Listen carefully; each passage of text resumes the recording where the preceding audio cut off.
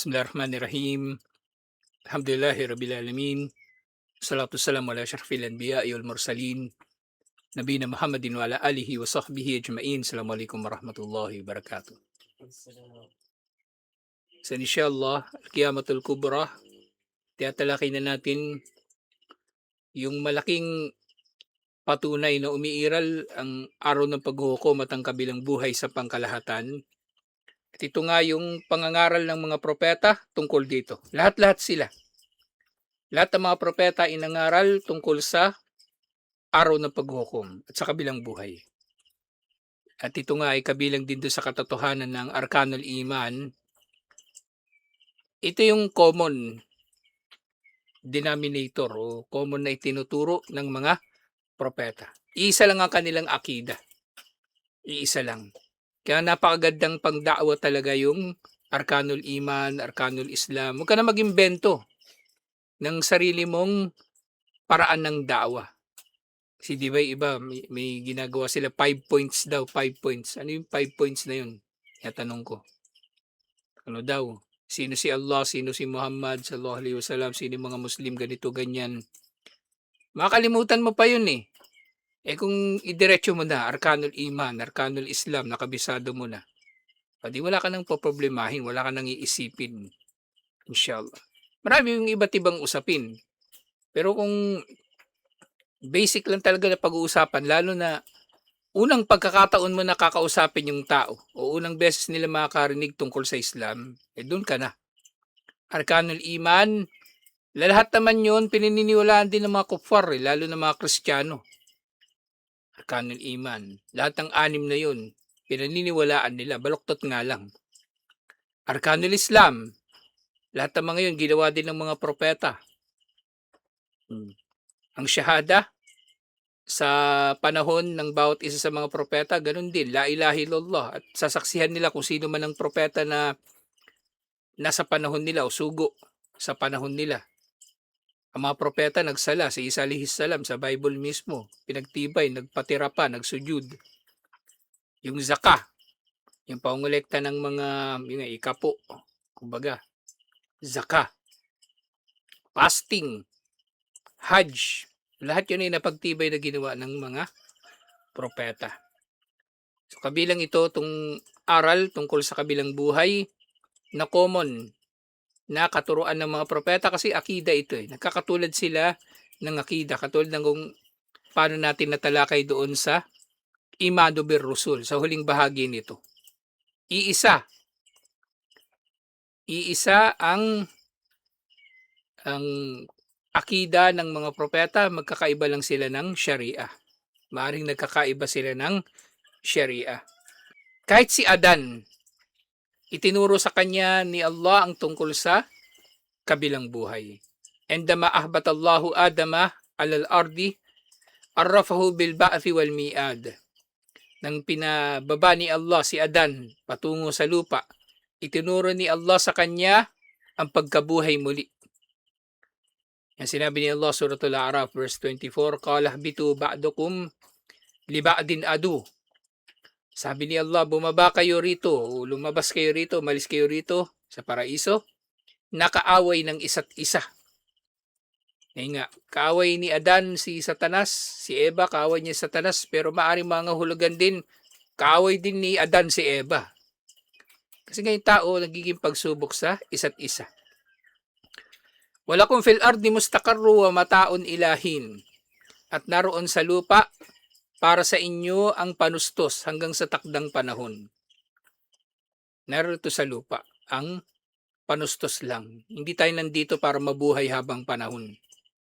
So ano may pinakikinabangan natin dito, trabaho, bahay, ano pa man, pamilya, negosyo, panustos lang ito. Hindi natin ito gagawing paraiso. Panustos lang. Siyempre para subukan tayo kung saan natin gagamitin yung ating mga yaman. Ngayon ay, kumbaga, panustos lamang. Qala fiha tahyawna wa fiha tamutun, sabi ni Allah. Dito kayo mabubuhay, dito rin kayo mamamatay, wa minha tukhrajun. At mula rito sa lupa na ito na kung saan kayo ililibing, kayo ay ilalabas at bubuhayin muli. Kaya nga nang nagalit si Allah din kay Satanas. Wa indama ghadaba Allahu ala Iblis wa taradahu min rahmatihi talabal imhal ila yawmil ba'thi fa ajabal haqqu talabahu. Nang nagalit si Allah kay Satanas at pinalayas siya o pinaalis mula sa kanyang habag, nito na yung kahulugan ng rajim. Ito ng kahulugan ng pagiging rajim ni Satanas. Kumbaga siya ay itinakwil, isinumpa. At actually kahit yung mga Kristiyano kapag nababanggit nila Satanas, ganito rin yung kanilang paniniwala. Ni Satanas ay itinakwil. Kaya kapag merong exorcism, di ba may demonyo sumapi sa tao, ganito sinasambit ng pari. Kumbaga pinapalayas din siya. In Jesus name at iba't iba pang mga bahagi ng doktrina nila na hindi natin tinatanggap sa Islam. Nang pinalayas ni Allah sa Satanas, humiling si Satanas ng imhal, pagpapalugit. Huwag mo muna parusahan ngayon. Huwag muna parusahan ngayon, saka na lang. So, palugitan daw siya hanggang sa araw ng pagkabuhay muli. At tumugon si Allah, ang al-haq, ang katotohanan, sa kanyang request. Nasabi ni Allah do Surah As-Sad, verse 79 to 81, Qala Rabbi fandurni ila yawmi yub'athun. Sabi ni Satanas, Panginoon ko, palugitan mo ako hanggang sa araw na bubuhayin silang muli. So actually itong aya na ito, iting aya na ginawang batayan ng mga scholar na maaring buhay pa rin si Satanas hanggang ngayon. Meron siya mga kampon, marami. Pero Satanas mismo, buhay siya.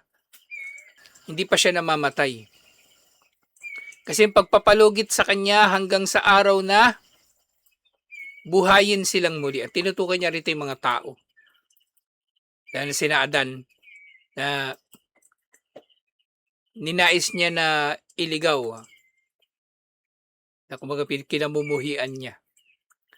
Bigyan daw siya ng palugit hanggang sa araw na sila ay bubuhaying muli. Yung mga tao lalo na mga namatay. Ibig sabihin, kumbaga, kabilang sa mga connotation dito, buhay, nananatiling buhay si Satanas. Kasi third person yung tinutukoy niya eh. Hindi kasama yung sarili niya na nagsasalita. Hindi ito mutakallim. Gaib. Qala fa innaka minal mundarin. Sabi ni Allah, sige, tunay na ikaw ay kabilang sa mga palulugitan ila yawmil waqtil ma'lum. Palulugitan ka hanggang sa araw ng tukoy na oras. At yun ay pagsimula nga ng araw ng paghuhukom. So nanatili siyang buhay. At kapag mamatay na yung lahat ng mga nilikha ni Allah, dun siya kasama na mamamatay. Waliyadu billah. So napakahaba ng buhay ni Satanas at mula sa mahabang buhay, mahabang experience, magiging eksperto nga si Satanas sa pagliligaw sa mga tao. Magiging eksperto si Satanas. Gayun din, sa mapatunay na nangaral ang mga propeta ng tungkol sa kabilang buhay, yung pangaral naman ni Nuh alayhis salam. Wa awwal rusuli Nuh alayhis salam hadara qaumahu yawmal qiyamah. Si Nuh alayhis salam ang kauna-unahang sugo, binabalaan niya ang kanyang nasyon tungkol sa araw ng paghuhukom. Wadaraba lahumul amthal, at nagbigay siya ng mga halimbawa. Wadaraba lahumul amthal addala ala wuku'ihi wa huduthihi. Nagbigay siya ng mga halimbawa na dalil sa katotohanan na mangyayari at magaganap ang araw ng paghuhukom. Hindi ito, kumbaga, talinghaga. Hindi ito, kumbaga, kumakatawan o sumusimbolo lamang sa isang bagay. Ito na siya mismo. Ito na siya mismo. Kapag sinabing apoy ng impyerno, apoy talaga. Kapag sinabing kaligayahan sa paraiso, kaligayahan talaga. Hindi siya metaphor, hindi siya simile, hindi siya ano pa mang pananalita na makata o matalinghaga. Literal. Kaya sinabi niya Suratun Nuh, verse 17 to 18, Wallahu ambatakum minal ardi nabata. So, inihalimbawa niya yung pagkabuhay muli. Ng mga tao raw ay pasisibulin muli ni Allah, bubuhayin muli ni Allah, katulad ng kung paanong sumisibol ang halaman. Ganoon. Na mula doon sa lupa, pasisibulin ang mga tao.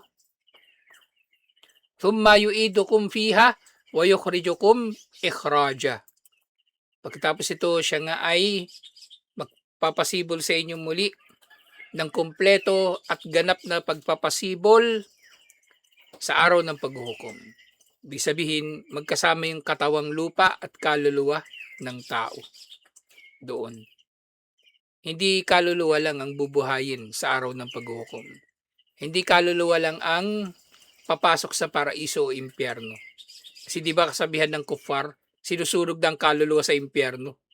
Sabi nila, di ba? Buhay pa lang sinusunog ng kaluluwa sa impyerno. Hindi kaluluwa ang susunugin sa impyerno. Katawan mismo. Kasama ang katawan ng tao na nandun siya sa impyerno. Gayun din, kung sino alayhis salam ang kauna-unahang sugo, ang Abul Anbiya si Ibrahim alayhis salam, wa Abul Anbiya Khalilur Rahman dhakara al-yawm al-akhir kathira. Si Ibrahim alayhis salam, ang ama ng mga propeta at matalik na kaibigan ni Allah, ay nagbanggit sa araw ng paghuhukom ng maraming pagbabanggit. Wa fi du'aihi rabbahu limakkata wa li ahliha. Bawat dito sa kanyang dua sa kanyang Panginoon para sa Makkah at sa mga nakatira rito, Rabbij'al hadha baladan aminan. Panginoon ko, dulutin mo nawa na ang bayan na ito ay maging bayan na ligtas. Bayan na ligtas. Ligtas, ibig sabihin yung secure, walang kriminal, walang krimen, o walang panganib. At ligtas na, kumbaga, walang mga sakuna. Yun siya, baladan aminan, ang Makkah. At ito nga katangian talaga ng Makkah, alhamdulillah. Hanggang sa panahon natin ngayon. So, merong mga mangilan-ngilan na krimen, pero generally, peaceful ang Makkah, alhamdulillah. Barzuk ahlahu minas samarati man amana minhum billahi wal yawmil akhir. Biyayaan mo ang mga nakatira rito. Ang sino man na nakatira rito na mga nananampalataya kay Allah at sa kabilang buhay. Sa dua ni Ibrahim alayhis salam, exclusive para sa mga mananampalataya na taga Makkah. Kala, at sabi niya, dilugtong niya sa kanyang dua, waman kafara, ano na pala ito, si Allah na pala yung nagsabi dito. Sabi ni Allah, kala, waman kafara fa umatti'uhu kalilan, thumma adtarruhu ila adhabin nari wa bi'sal masir. At ito na yung tugon ni Allah sa kanyang dua. Parang sinasabi ni Allah dito, sige, tutuparin yung dua mo, pero yung mga hindi mananampalataya. Pero mga hindi mananampalataya, hayaan ko siya na mabuhay muna ng, kumbaga, makontento. Makuha niya yung mga gusto niya dito sa mundo. Pero pagkatapos ng lahat ng yun, adtarruhu, pipilitin ko siya, pupuwersahin, patungo sa parusa sa impyerno. Ayaw man ng tao na mapunta ng impyerno, pipilitin siya ni Allah na makapasok doon. Yun ang asakdulan na, di ba? Hihilain siya, kakalad ka rin sa lupa para itapon sa impyerno. Kakalad ka rin, iahagis patungo sa impyerno. Waliyadu billah. Yun yung kahulugan ng adtarruhu. Aayawan niya, manlalaban siya, pero wala siya magagawa. kakalad ka rin siya at tatapon siya sa impyerno. Wa bi'sal masir, at napakasama nga nito na lugar ng paglalakbay o patutunguhan. Napakasama nito bilang patutunguhan ng impyerno. Nga dito, binanggit ni Ibrahim alayhis salam na kanyang dua ay exclusive para sa mga nananampalataya kay Allah at sa kabilang buhay. Fa-fi du'aihi li nafsihi wa abihi wal mu'minin, hindi sa dua ni Ibrahim alayhis salam para sa kanyang sarili, para sa kanyang ama at para sa mga mananampalataya. Ito yung bago pa ipakita ni Allah, yung magiging kalagayan ng kanyang ama sa kabilang buhay. Kasi di ba ipinagbawal na yung Muslim ay mananalangin para sa hindi Muslim, yung mananalangin ng kapatawaran para sa hindi Muslim, kahit pa malapit na kamag-anak. Hindi marapat sa propeta at sa mga mananampalataya na humingi ng tawad para sa kanila, kahit pa sila ay malalapit na mga kamag-anak, magulang lalo na. Anak, kung hindi mananampalataya anak mo, hindi ka pwede mananalangin para sa kanya. Matapos na maging malinaw na sila ay magiging kabilang sa mga mananahan sa impyerno. Ito yung konteksto ng dua dito ni Ibrahim alayhis salam, kaya siya nagdua para sa kanyang ama. Bago pa yung pagbabawal. Nangyari ito bago pa siya pagbawalan ni Allah. Rabbana gfirli, kumbaga pinapakita lang dito kung gaano kamahal ni Ibrahim alayhis salam yung kanyang ama, kanyang magulang. Kahit hindi sila mananampalataya, pinakita ni Ibrahim alayhis salam yung kanyang pagmamahal. Rabbana gfirli waliwalidayya walil mu'minin. Panginoon namin, patawarin mo ako, gayon din ang aking dalawang magulang at ang mga mananampalataya, yawma yaqumu al-hisab. Patawarin mo kami sa araw na itataguyod ang pagtutuos. Sing hiling ni Ibrahim alayhis salam sa araw ng paghuhukom, yung patawarin sila.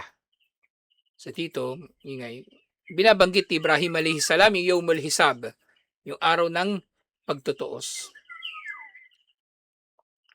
Ang hindi nababanggit, wa fi muhajatihi qaumahu fi ma ya'buduna baina ahkiyati rabbihi bil ibada.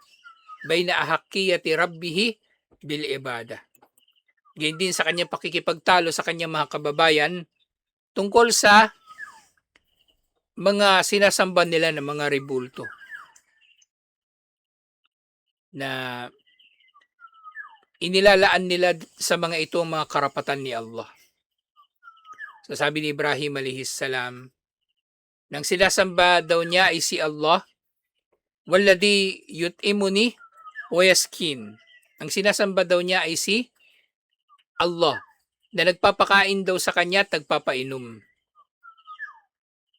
Na siya nga karapat dapat na sasambahin.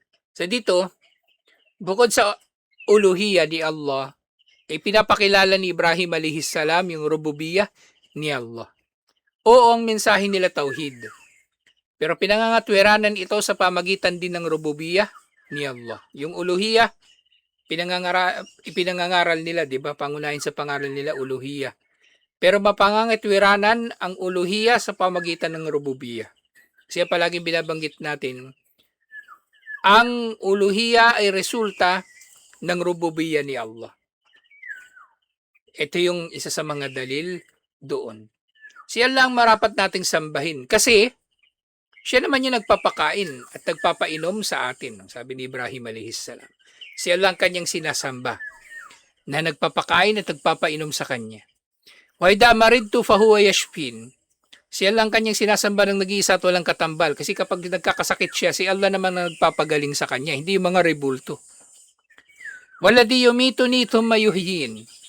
Si Allah ang aking sinasamba kasi siya naman yung magdudulot na mamamatay ako, hindi ang rebulto. At siya ang bubuhay sa aking muli.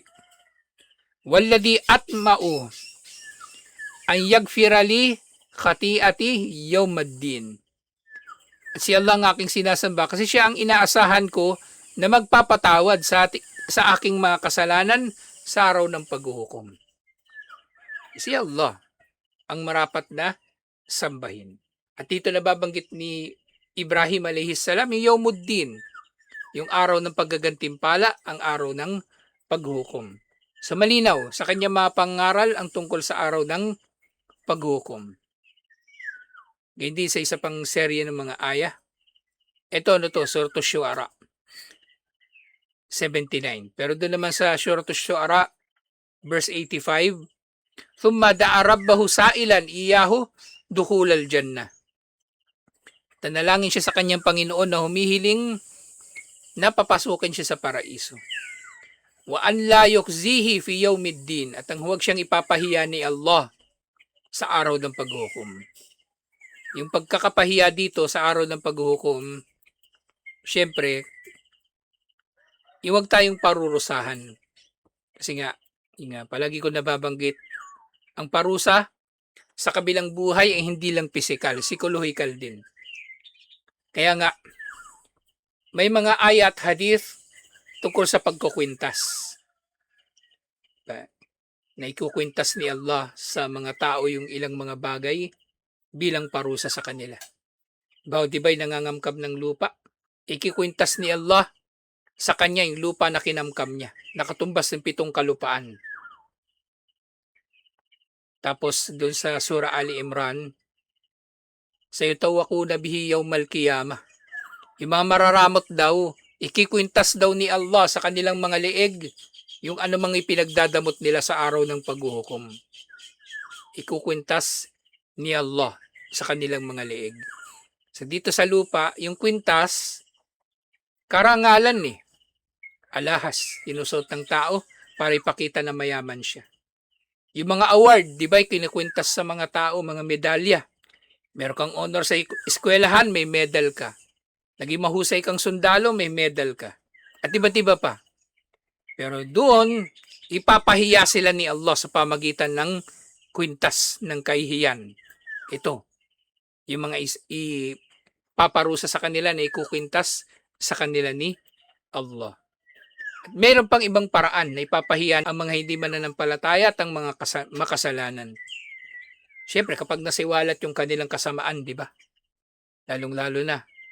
Kung maraming naniwala sa kanila, marami silang napaniwala, akala ng mga tao matuwid yung tao na yun.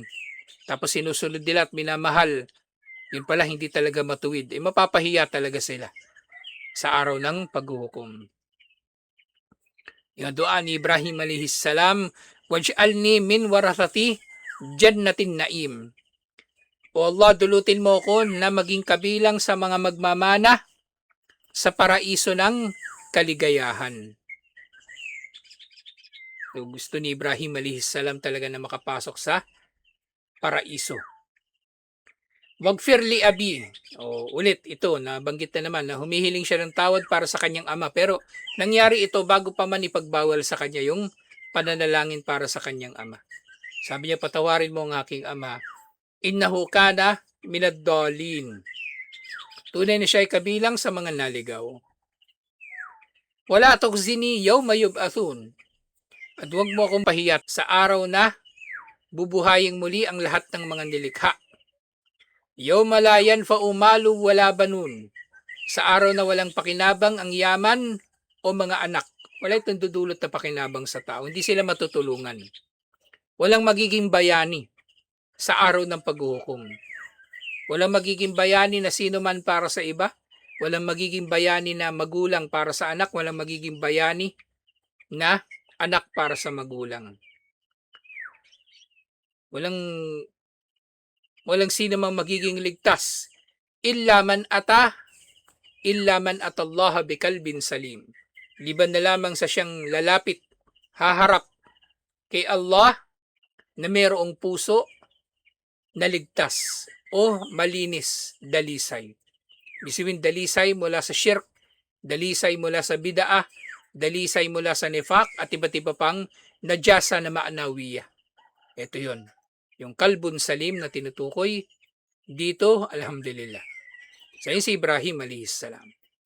Si Musa alayhis salam ganun din. Waja'a fi manajatillahi li Musa. At sa pakikipag-usap ni Allah kay Musa alayhis salam, sinabi ni Allah, Nagpakilala siya kay Musa alayhis salam. Innani anallah, tunay na ako si Allah. La ilaha illa ana fa'budni. Walang Diyos na marapat sambahin liban sa akin, kaya sambahin mo ako.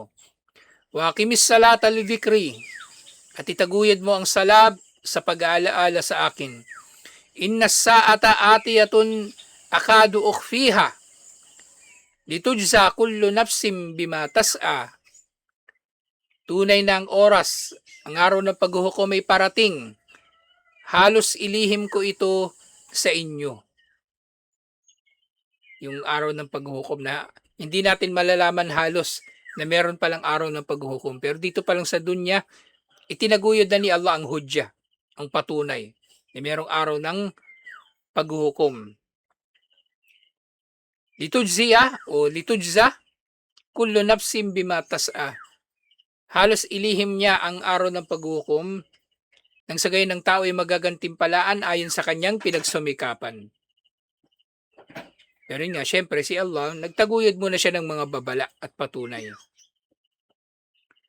Fala yasuddannaka anha man la yu'minu biha wattaba'a hawahu fatarda.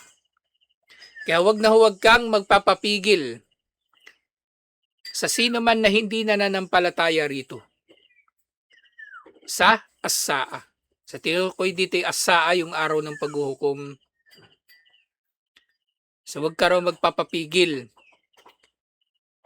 sa mga tao na hindi naniniwala sa araw ng paghuhukom. Huwag kang magpapapigil sa kanila. Huwag kang magpapalin lang sa kanila. Dahil kung ikaw ay magpapapigil sa kanila, magpapalin lang, hindi ka sasamba kay Allah o kaya hindi ka maniniwala sa kabilang buhay, ikaw ay mawawasak. Fatarda, ikaw ay mawawasak. At hindi si Musa alayhis salam, nangaral siya kay Paraon tungkol di sa kabilang buhay. At yung mga Egyptian nga, mula sa panahon pa ni Paraon, matindi ang paniniwala nila tungkol sa kabilang buhay.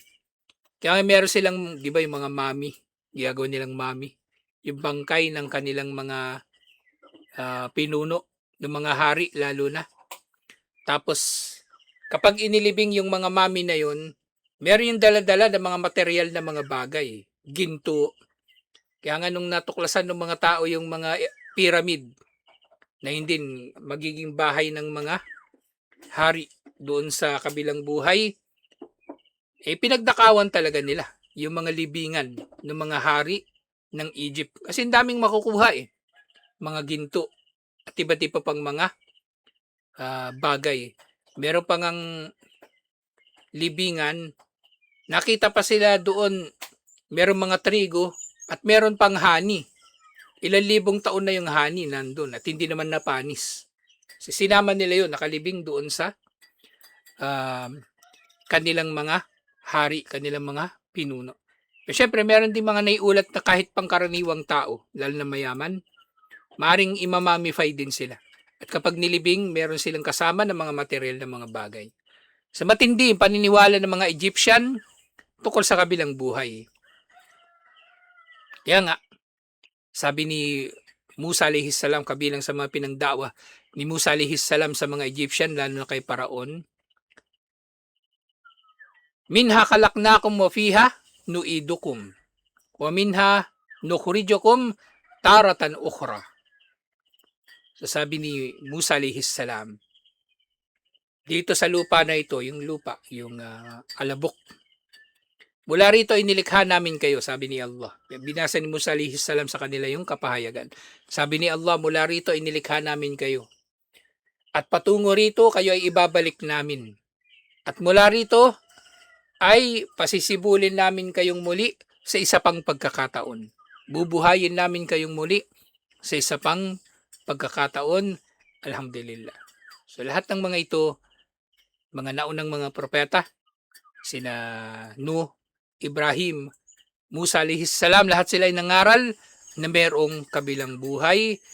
Alhamdulillah. So, tutuloy natin ito at matatalakay pa natin naman yung pangaral ng iba pang mga propeta tungkol sa kabilang buhay. Alhamdulillah. Lalong-lalo na yung mga propeta ng mga Arabo. sinahud at iba pa. Alhamdulillah. Sa tuloy natin ito, insyaAllah. Assalamualaikum warahmatullahi wabarakatuh.